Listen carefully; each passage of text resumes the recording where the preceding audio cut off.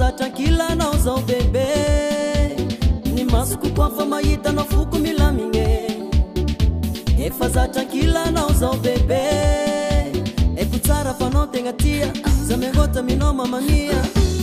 Tiako anao bebe, tiako anao, eko tsara fa anao tegna tia, za megota minao mamamia. Tiako anao bebe, tiako anao.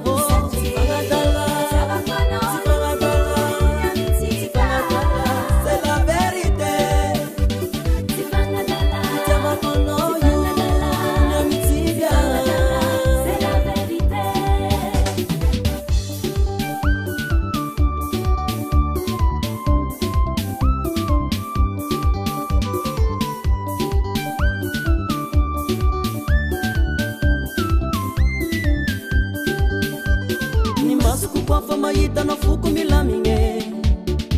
Efaza tranquila anao zao bebe, eko tsara fa anao tegna tia, za megota minao mamamia. Tiako anao bebe, tiako anao.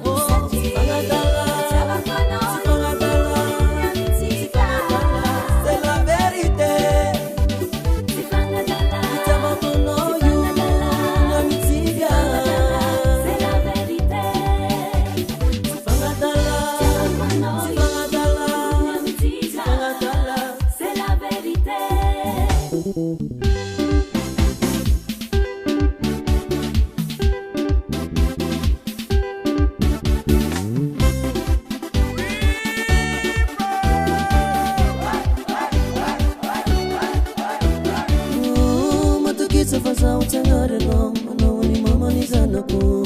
C'est la vérité. Anao vinato ni mamako, vinato ni papako.